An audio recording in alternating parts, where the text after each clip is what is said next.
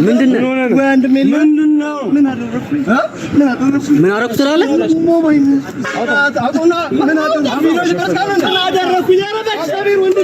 ቀድሞ በነበረው በጄቲቪ ኢትዮጵያ ላይ በዜና አንባቢነት በብዙዎች ዘንድ ተወዳጅነትን ያተረፈ ነው።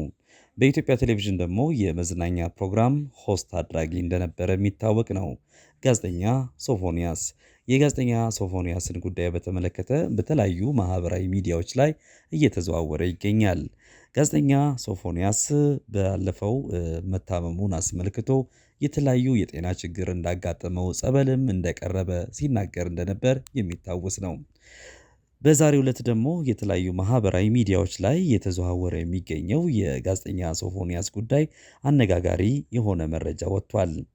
እንደውም ጉርሻ ፔጅ ላይ እንዳገኘነው መረጃ ከሆነ አስቸኳይ ጥሪ አሻም ቲቪ ላይ እንዲሁም ደግሞ ትርታ 97.6 ኤፍኤም የጋዜጠኛ ሶፎንያስን ዝግጅት እንዲያቆም ተጠየቁ ሲል ሰፊ መረጃ አቅርቧል። የጋዜጠኛ ሶፎንያስ ዝግጅት በአስቸኳይ እንዲቋረጥ በአሻም ዩቲዩብ እና በትርታ 97.6 ኤፍኤም ላይ ጠንካራ ጥሪ ቀርቧል።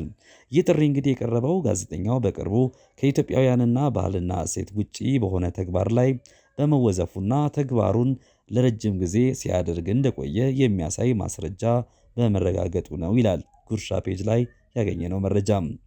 ብዙ ኢትዮጵያውያን እነዚህ ሁለት ድርጅቶች የኢትዮጵያን ባህል የማይወክል ሰራተኛ በውስጣቸው አስቀምጠው ለህብረተሰቡ የፕሮግራም ይዘት እንዳያቀርቡ ስጋታቸውን ገልጸዋል። በማህበራዊ ሚዲያ ላይ የቀረበውን የቪዲዮ ማስረጃ ተከትሎ ድርጅቶቹ በአስቸኳይ ሁኔታውን እንዲመረምሩ ተጠይቀዋል።